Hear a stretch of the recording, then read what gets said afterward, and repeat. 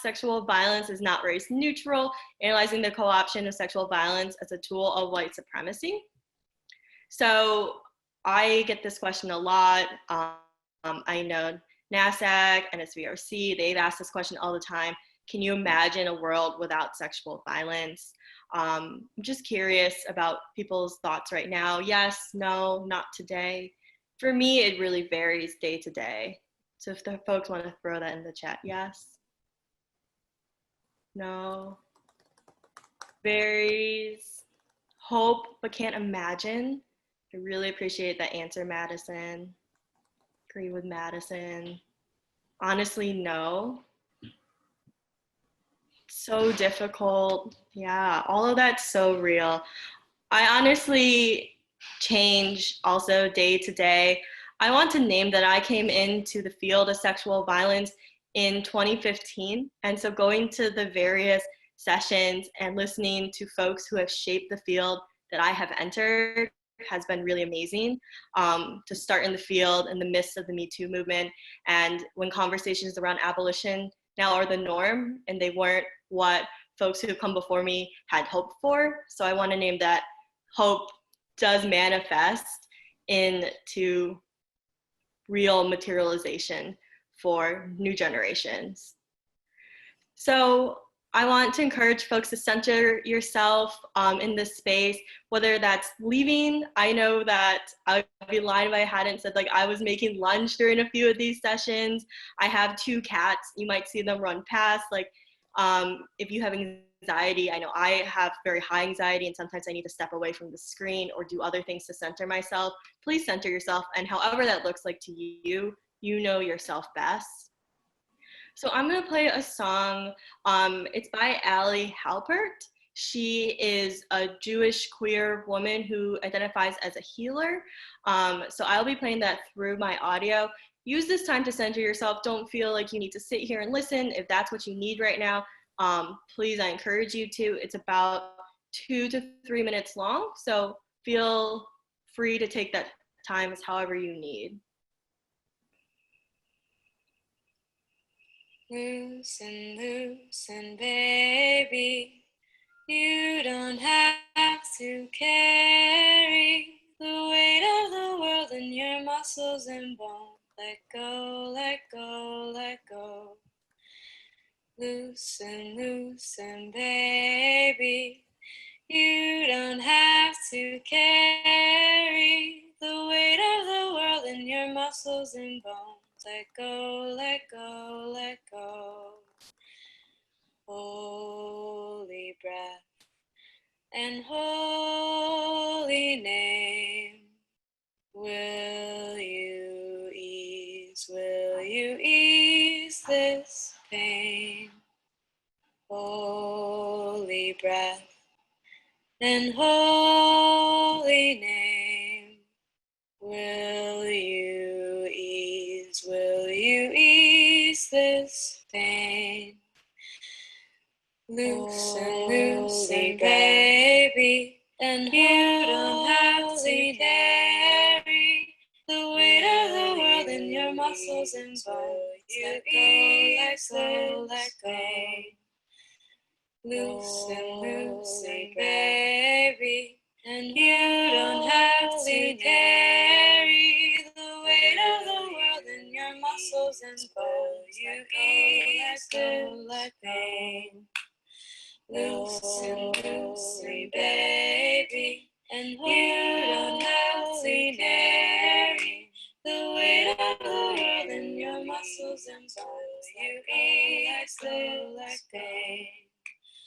Loosen, baby, and you don't have to carry the weight of the world in your muscles and bones. You ease, let go.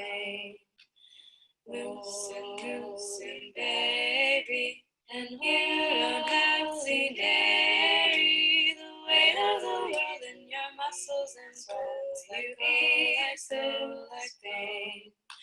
The weight of the world in your muscles and bones. You ease, let go. The weight of the world in your muscles and bones. You ease, let go. The weight of the world in your muscles and bones. Let go, let go, let go.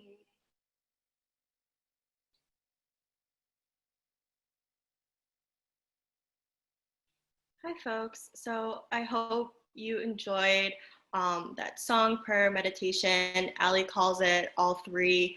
For me, and I really understand when Ali is saying like a place of grief. And I know someone put in the chat the lyrics,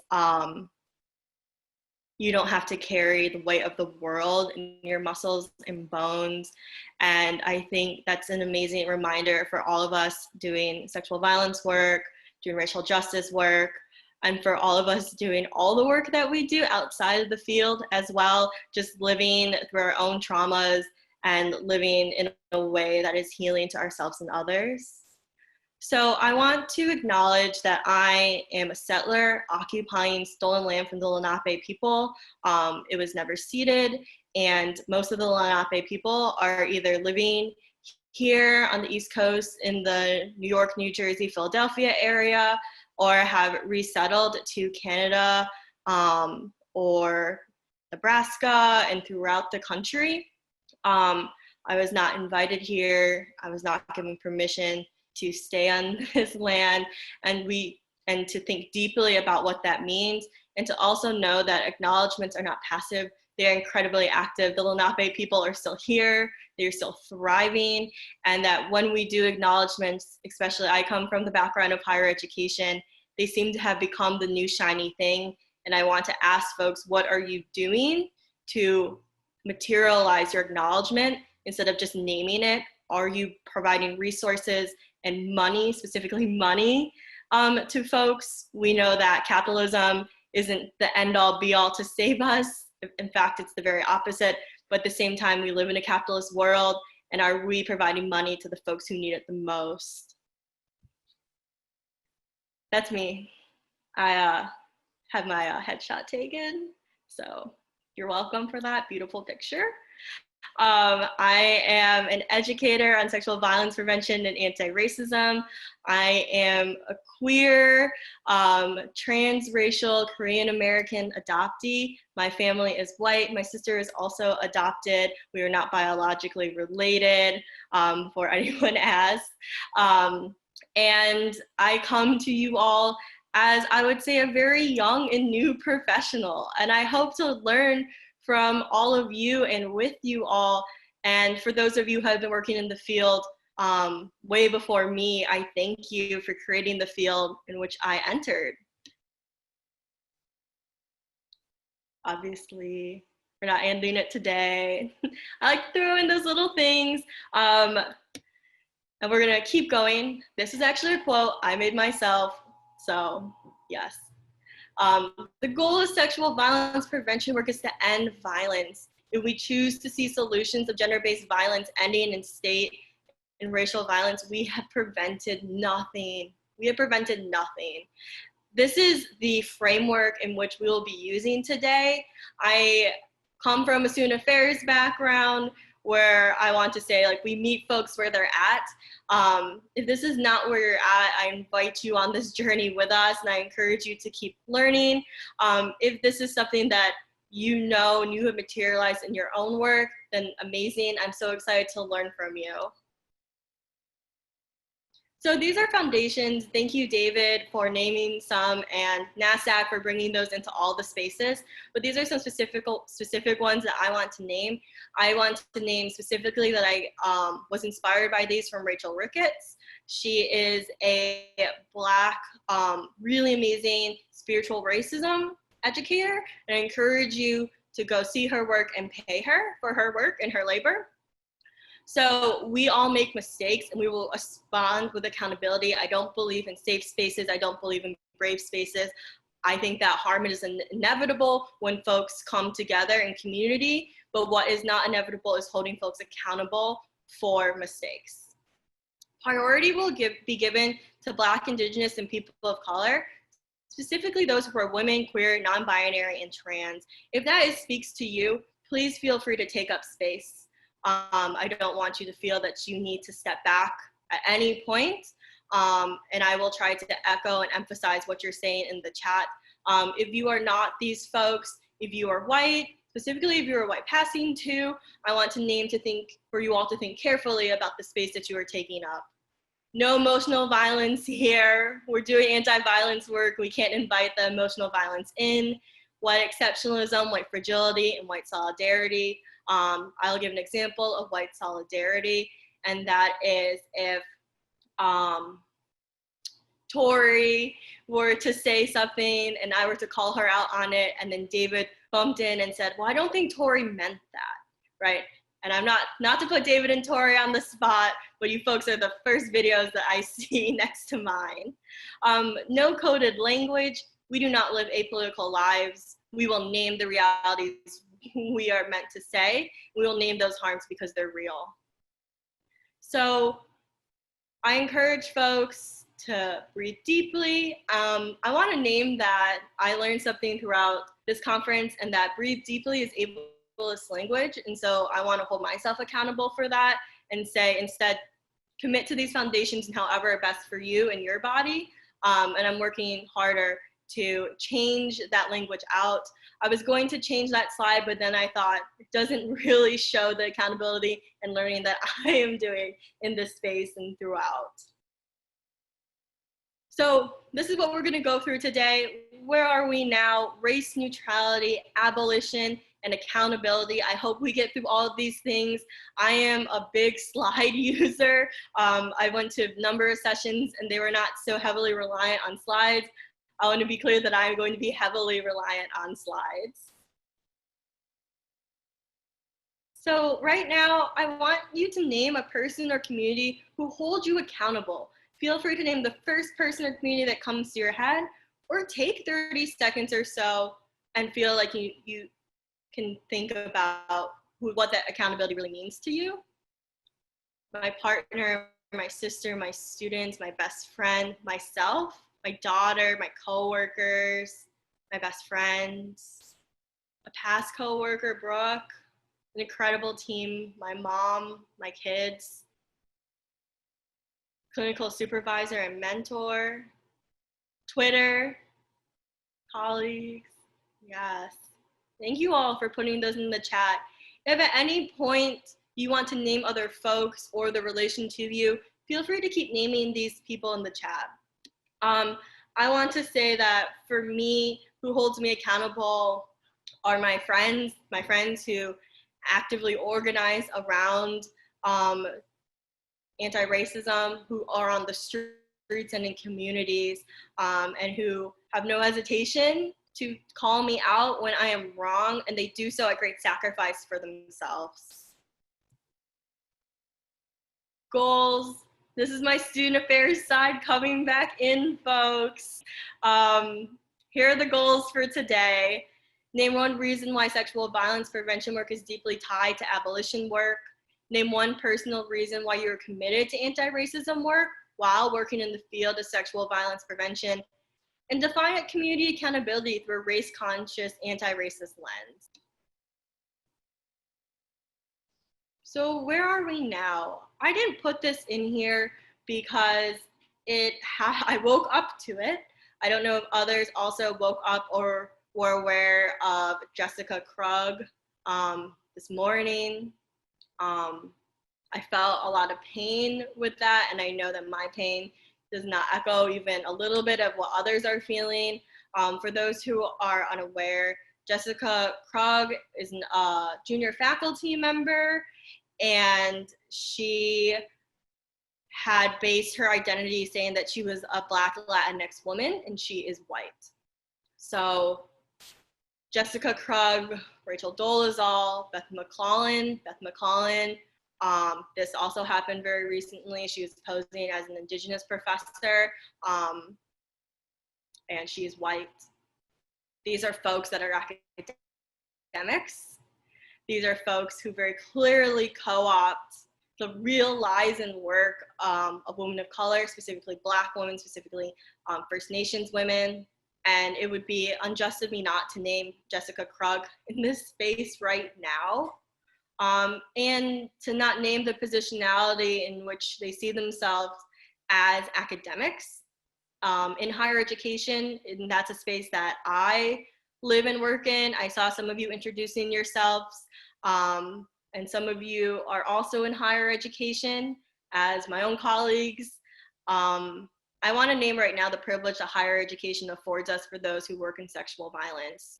We are given more resources than other folks. We're given a lot of money, a lot of press, and a lot of media than other folks. And it is because, and I want to name this very clearly, it is because white women go to colleges and universities serve white women. So I need to name that privilege very, very clearly. So thinking of other things about where we are now, survivors and perpetrators are viewed as ahistorical and acultural. You are a survivor or you are a perpetrator. There is a dichotomy there. You are one or the other. And that your identity is not a part of your survivorship, and your identity is not part of being someone who harms. That is very innate, that you are ahistorical, acultural, you are just an individual that is race neutral. Sexual violence, defined often in our field as individual harm, not talking so much about systemic harm or generational trauma, but as individual harm from an individual to another individual. And prevention programming. I want to name right now that I am a prevention specialist, programmer, educator, however you name it, but I have never done any specific response work at a crisis center like some of my other colleagues and peers, some of you who are in this space. So I cannot speak to those other spaces. I speak solely to prevention. In prevention work, we don't contextualize regarding cultural distinctions or social cultural history, specifically around men of color, Black men, and white women. We don't do that, and we don't bring up conversations around mixed race, multiracial folks. They don't exist in the field of prevention. Oh, here we go. So, abolition awareness at large. This movement has been long going. It is maybe we're at a peak of awareness right now, but it is a long-standing movement that has happened before all of us. On the labor and shoulders of Black and Indigenous women. And I am very much afraid that higher education is taking the abolition movement, that sexual violence prevention work is taking the abolition movement because it's the new shiny thing. I saw it happen with Kimberly Crenshaw's intersectionality work, and I am afraid, I'm deeply fearful for the abolition movement to be co-opted by systems of power, people in power. Rethinking community and community spaces, like this is a whole new community space for all of us. Wow, this is wild. I never would have thought that I would be sitting in my living room with an actual cat on my lap right now talking to all of you. And we're thinking deeply about the silos and barriers of community that we're facing with our physical separation, but also how our community is changing and growing closer together with our virtual connection. Domestic terrorism and white supremacy, we have to name that right now. And again, the reason that we are allowed to name domestic terrorism and white supremacy is on the back and lives of Black women, Indigenous women, Black and trans folks, Black trans queer folks. So all of those folks we owe all this labor towards, and the entire movement of sexual violence.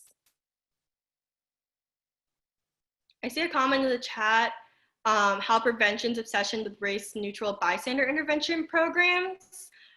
That is a really, really great point, and something that I would love to just name right now. I'm gonna appreciate that point, Kara.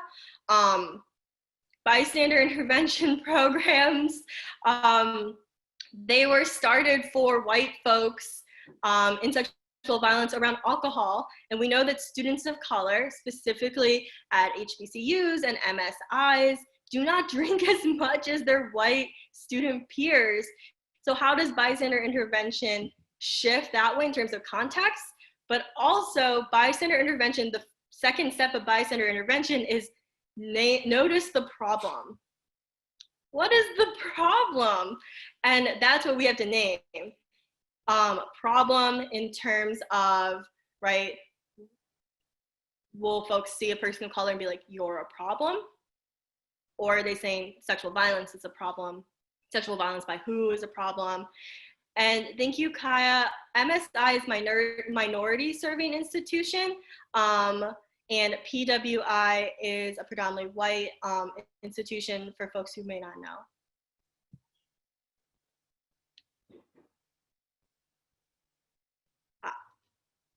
No one look at this, there we go. To what extent do professionals in sexual violence prevention have a responsibility to develop their racial consciousness? What do folks think in the chat?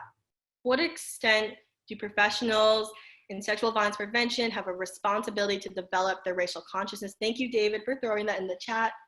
Fullest extent, hand in hand, absolutely mandatory, fullest, necessary, core to the work, 100%, fullest, all, 1000%. And now I ask a more specific question. I think it's easy to depersonalize ourselves in these types of trainings. What have you done? What have you done to develop your racial consciousness? And I named this specifically to white folks, white passing folks. What have you done? And this is not something you need to put in the chat. Feel free to share if you want to, but this is a question that I ask you to deeply reflect. What have you done? And for my siblings of color who are not Black like me, what have you done to think about your anti-Blackness? What have you done?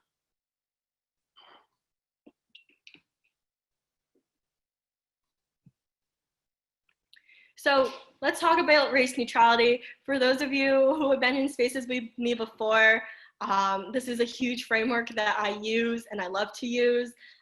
Race neutrality is a form of racism that claims to identify race is to be racist. It is a powerful, powerful tool of white supremacy, because if we don't name it, then perhaps it doesn't exist. And so we see examples of this around folks who saying like, well, I don't see color. And so that's where we see it more blatantly, but we get diet versions of this in higher education, such as saying, our department's mission is to help all people with all identities, regardless of race, regardless of race. It's a very interesting way to name race neutrality. I want to be clear that race neutrality is a form of racism.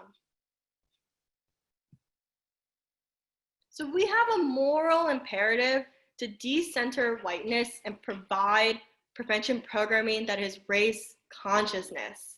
We have a moral imperative to do this, and I want to name right now that folks of color, women of color, non-binary, queer folks of color have been doing this. So know that if that's you, I'm not naming you. You have been doing this work. But the work still needs to be done by all of our colleagues and coworkers. So I want to clearly name, and this is where my heart of my presentation is that a race consciousness response would be to name the calls of Black-led abolition, not the calls of white performance around abolition, but the calls of Black-led abolition. What Black trans women have been saying, what Black sex workers have been saying for abolition and have been saying. We are not saying that this is a new thing, this is an ancient thing, the calls for abolition. And are we listening to these folks? Encourage you to center yourself in this space right now. Whatever that means to you, if you need to get some water, if you need to just breathe for a moment, if you want some time to reflect, I'm gonna go grab some water really fast. So let's give everyone 10 to 30 seconds just to center yourself. And I wanna make that space for folks.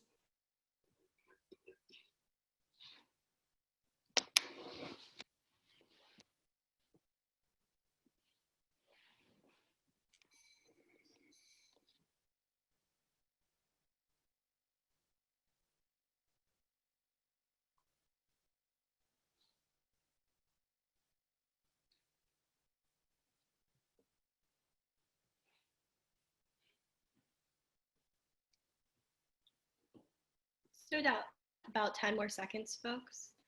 If you're not done wrapping up with whatever you need, again, feel free to take as much time as you need.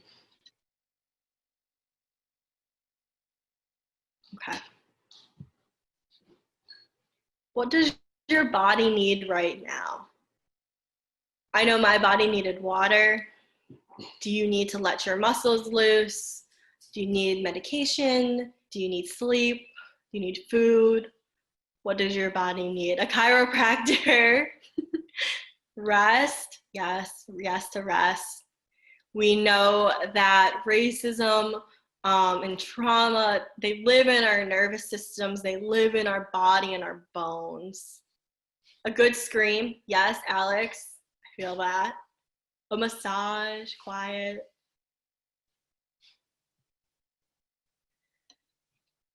So we've been talking about abolition, we've been talking about race neutrality, anti-racism. What barriers are coming to mind for you? Also, what barriers are you imagining that are working against your body? When you're saying what your body needs, what barriers are you imagining to healing, whether that's individual healing or holistic healing? What barriers are folks imagining?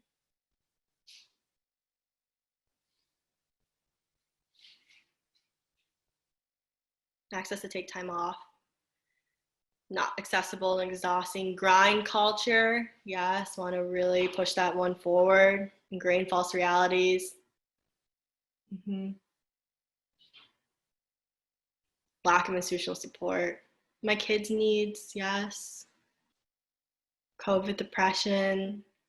I know that a barrier that I often imagine is judgment, right? So folks' fear of judgment and just the hierarchical nature of the higher education system. It is the first week of classes at University of Pennsylvania where I work.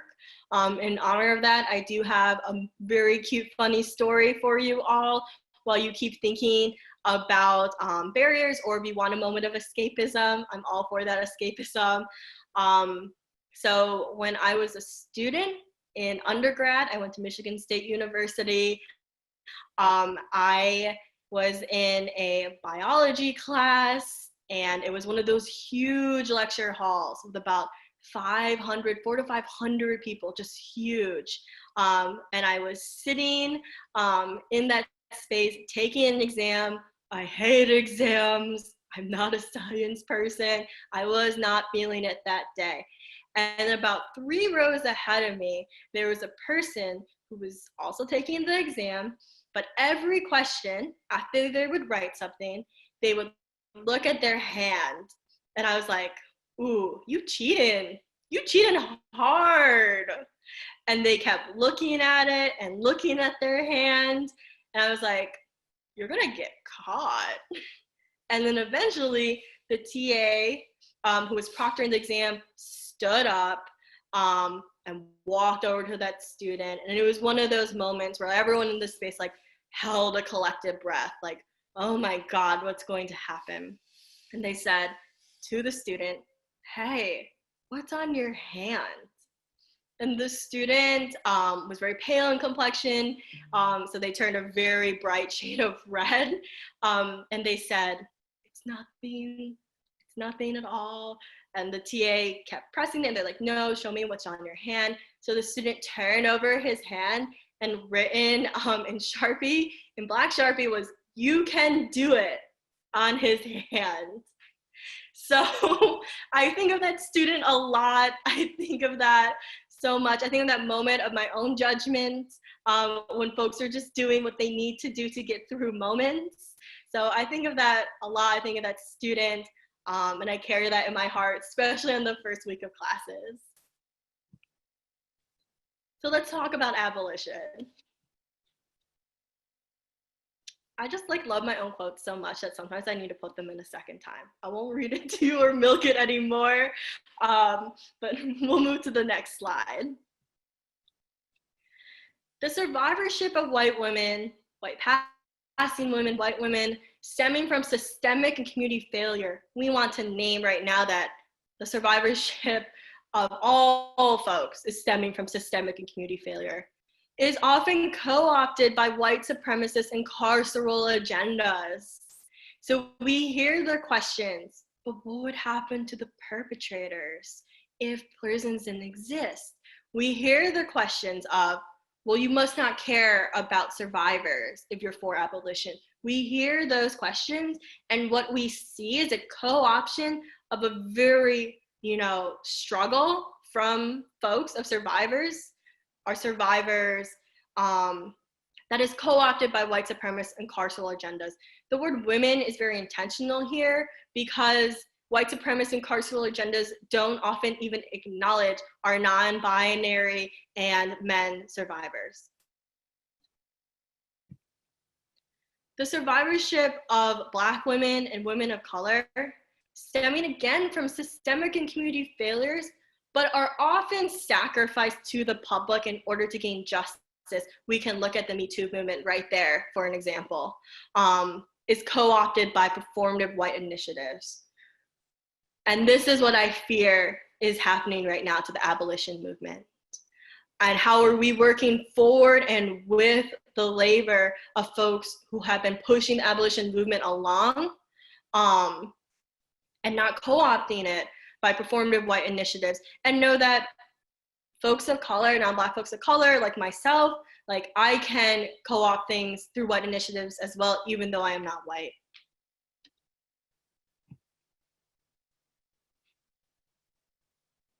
Slight delay with the slides.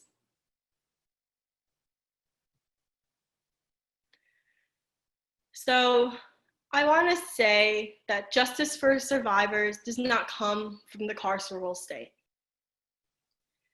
I'm not saying that survivors can't call 911. I would never shame a survivor who chooses to call the police or 911 because often they feel that they have no other option. At the same time, though, the carceral state's not giving justice. Maybe they're giving action to a very, very small number of survivors, but they're not giving us justice. And that's what we want. And that's what we have been calling for in this movement is justice. Mauve Berry has wrote an amazing article. I encourage you to read it. These are quotes directly from that article. White women who felt defunding or disbanding the police meant jeopardizing their own protection from sexual violence. White women who felt defunding or disbanding the police meant jeopardizing their own protection from sexual violence. This fear comes from the idea that the police are a tool for white women to use for their own protection. And that's not even like an idea in the meta sense that that is true. Police are there as a tool for white women. And they have been there as a tool for white women and all white folks against anything that folks are afraid of. And oftentimes folks are afraid of people of color. They're afraid of Black folks, Indigenous folks, specifically Black men. This fear comes from the idea that the police are a tool for white women to use for their own protection. Policing, prisons, and when I name policing, I'm talking about ICE, I'm talking about military. Sometimes I'm talking about social workers. Policing, surveillance from the state protects whiteness. It doesn't protect from sexual violence or state violence. If anything, it perpetrates sexual and state violence. And this is where we see ourselves at a confusing point, specifically for white folks and white passing folks. Policing protects some of your identity, but not all of it. Are you choosing then what part of your identity you want to protect or not? Because we all prioritize other parts of our identity. We all prioritize our identity, but not on the backs of others. So we need to name that. Policing protects whiteness. And we can't say that police aren't doing a job. They're doing a very successful job at protecting whiteness. Very successful. And I think this is important. And I've often heard from other speakers throughout this conference about how do you get rid of like the police in your heart and your mind. And I wonder, and I want to pose that question to folks, how are you thinking about abolition at the individual sense? If folks want to throw that in the chat.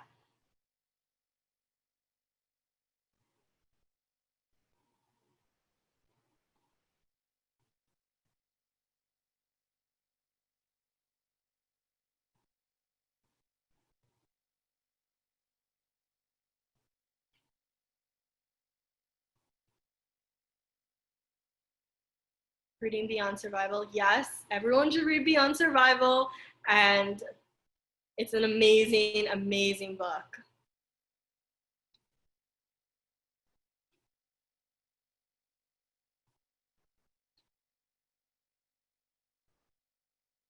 We're thinking our own power to heal ourselves and others, questioning the urge to respond with judgment, seeking accountability, making sure to video record my neighbors' interactions, listen and stop toxicity by giving voice to those that need to be heard,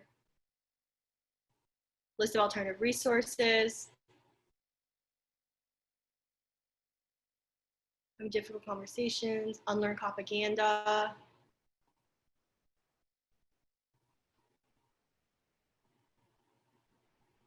Mm-hmm. Yeah, so I think for me, when I think about how abolition and anti-racism starts at the individual level for me, I think about my own values and what are my values actually, because I think it's easy to go about our lives and not name specifically what we each value.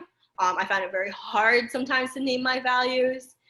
And I think as a survivor myself, I find it difficult when I think about folks who have harmed me, and I hold both love and care for those folks in terms of I want them to heal, but I also feel this deep need and name for revenge, and how I'm holding tension with both of these things.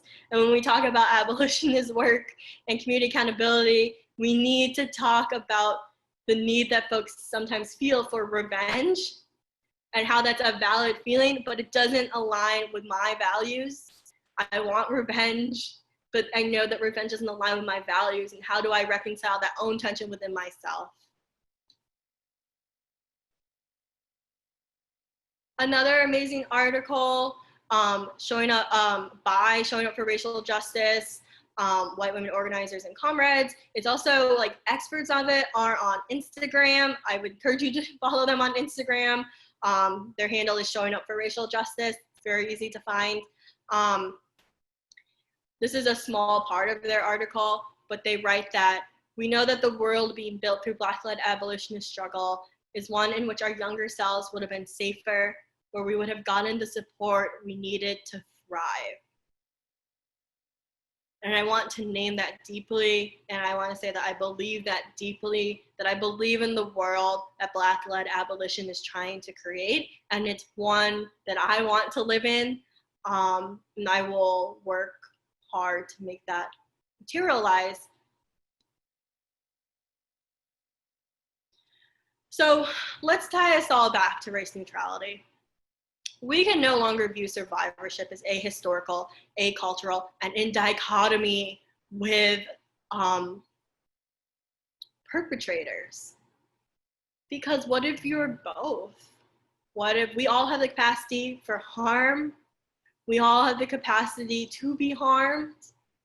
And we need to name that survivorship is not race neutral, that I am a survivor as an Asian American transracial queer adoptee. And that's real, and that's all of my survivorship in one, because when harm happened to me, it didn't cause just one of my identities to change, it caused my entire holistic self to have to reconcile.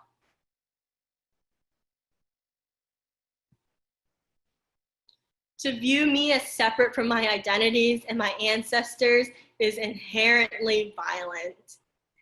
And oftentimes we all talk about how to be trauma informed, what is trauma informed. To view folks as separate from their identities, as race neutral, that is not trauma informed, to say the least. That's incredibly violent. So to view me as separate from my identities and my ancestors is inherently violent.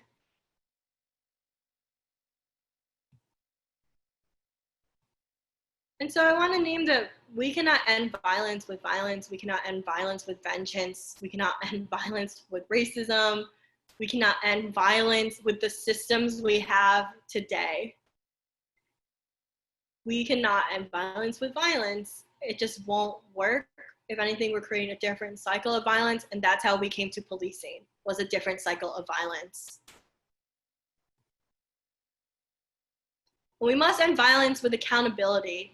And I think that this is a term that I'm seeing a lot. I don't know about other folks in higher education or folks who are working in social services, but I know that we have a restorative practice team that lives in student conduct.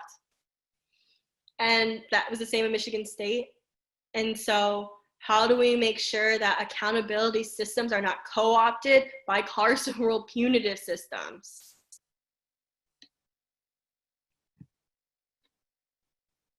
And to do that, we must start with our own accountability and our own harm. So I want folks to think of a time in which they have harmed someone, whether that be a low-level harm or a high-level harm, and then what you did to show that you're accountable. And this is not something that folks don't feel the need to put this in the chat. Again, feel free just to reflect on that. And if you're having a hard time thinking of a moment, you could also think about a time that you were harmed, whether a low level or a high level harm, and what that person did to be accountable that harmed you, or what you had hoped they would have done to be accountable that would have healed you.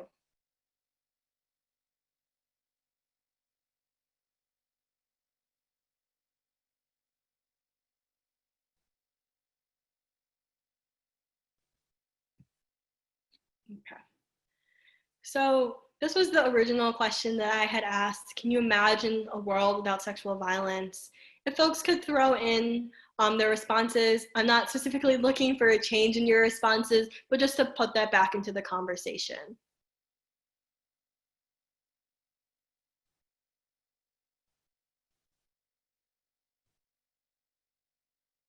Feel free for anyone to throw something in the chat. No. Day to day? No. Yes. Yes. Maybe I want to, not in my lifetime, but yes. Difficult, feels like a fantasy, not in my life.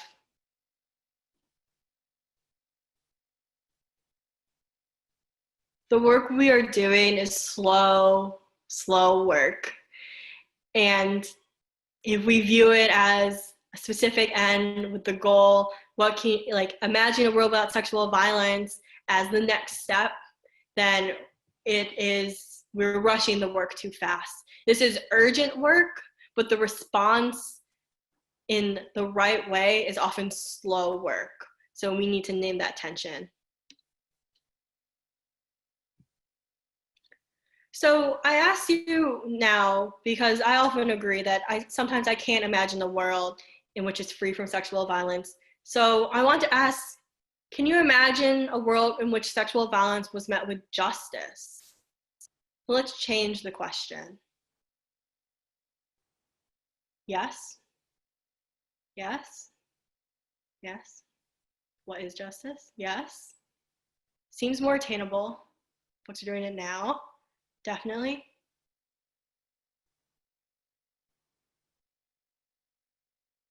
And so I want to highlight, let me, if I can scroll back through the chat. Someone had asked, what is justice?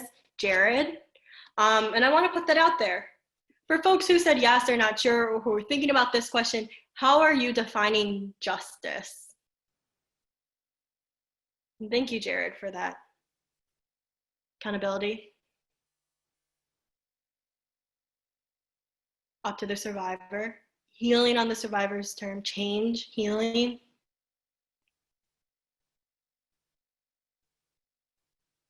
So how are we defining healing, folks? and not specific to like any individual's healing journey, but how are you defining healing in the sense that healing was found in the dictionary? How would you define that word for folks who have not heard it before? Feeling in control without dependence on the state, reclamation, feeling whole against safety, a path of reconnectedness to which felt loss, restoration, safety in one's bodies and emotion, forgiveness of self.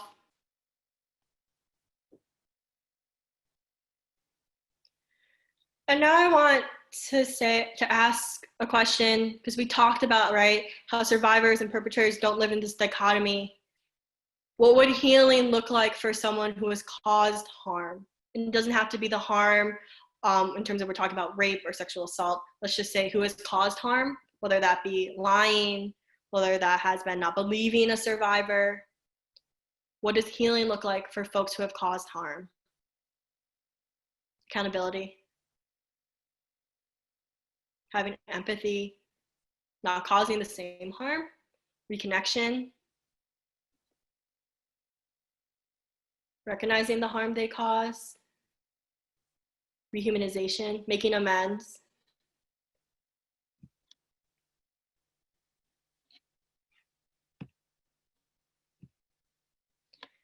Thank you to folks who have shared. When we're talking about justice, when we're talking about accountability, when we're talking about healing, we need to name things that are race conscious. Bringing back in full circle the sense of race neutrality. I have seen it, right, being weaponized in healing, weaponized in community accountability. We must name these things as race conscious. And to name that often the practitioners in this work are white. So how do we help those who hold different identities from us, who we may hold more privileged identities from the folks that we are helping? We may hold more marginalized identities from the folks we're helping. So how do we help and heal when also recognizing the power dynamics that are at play when folks come to us needing help and healing?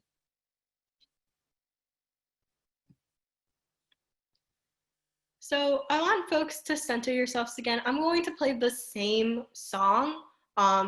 It's about 2.5 minutes. Again, feel free to step away if you need to, but I know that I could use some mental space for some escapism, some listening moments, and I hope folks also could use that space. So I'm gonna play the same song again. Loosen, loosen, baby. You don't have to carry the weight of the world in your muscles and bones. Let go, let go, let go. Loosen, loosen, baby. You don't have to carry the weight of the world in your muscles and bones. Let go, let go, let go. Holy breath and holy name, will you ease this pain? Holy breath and holy name, will you ease this pain? Loosen, loosen, baby, and you don't have to carry the weight of the world in your muscles and bones. Let go, let go. Loosen, loosen, baby, and you don't have to carry the weight of the world in your muscles and bones. You ease the pain. Loosen, loosen, baby, and you don't have to carry the weight of the world in your muscles and bones. You ease the pain. Loosen, loosen, baby, and you don't have to carry the muscles and bones. You exhale like pain. Loosen, baby, and you don't have to carry the weight of the world in your muscles and bones. You exhale like pain. The weight of the world in your muscles and bones. You exhale like pain. The weight of the world in your muscles and bones. You exhale like pain. The weight of the world in your muscles and bones. Let go, let go, let go.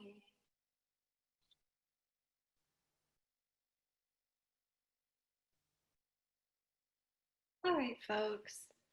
So I wanted to spend the last like 20 to 30 minutes talking about moving to action. I often feel the need to give folks like very specific action items to take with them. But I was thinking deeply about this and thinking that the action items that I might need for myself and my community may not transfer to your own self and your own communities, and that anti-racism work looks differently for all of us. Anti-Black racism work looks different for all of us. And so I chose not to give us intentional action items. So instead, I want folks to answer the question. And I know, David, we talked briefly about folks unmuting themselves. And I want to see what Tori, Mo, David, what your thoughts are on that.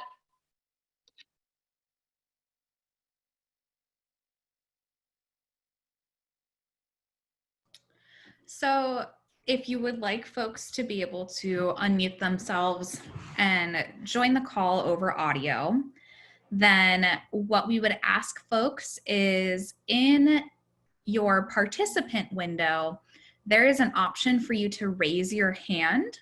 When you raise your hand, that will create a, I guess, a line of folks, folks who are in line to be unmuted. And Ray, if you will just let me know as you see those hands raised by name, which folks you are inviting to unmute and join the conversation, I can unmute those. Okay, thank you, Tori. I want to like put it to the group too.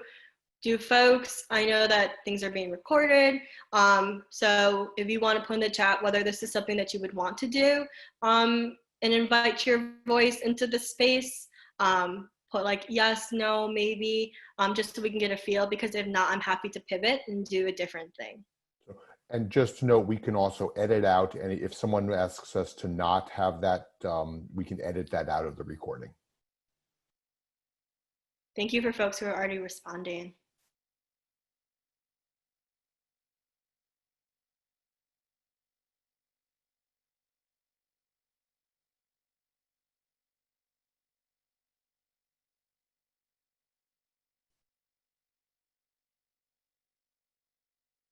Okay, so I'm getting some no's, some yeses, leaning more towards no's. Thank you to everyone who's been so quick to respond in the chat. For those who have not used the chat, know that that's okay. I'm not a big chat user either. No. Okay, so I know that there's a few folks who had said yes, but I want to post it to the larger group as well right now. Would you want to hear other folks in this space, knowing, right, to echo Madison, that this is not a safe space, this is not a brave space? Is that something that you all would want to hear? No, thank you. Yes, sure, yes. Okay. No. Yes. Okay. So for the folks who are saying no, I hear you. Know that the rest of the time will only be used for questions in this question. So if you want to leave the space at any point, or if this is like a hard no for you, if you want to private chat me and let me know, because This was not something that folks were expecting. And I want this to be entirely an opt-in process. So know that no further content will be discussed if you choose to leave this space. Okay. I think I would prefer that we pause the recording at this time, Tori.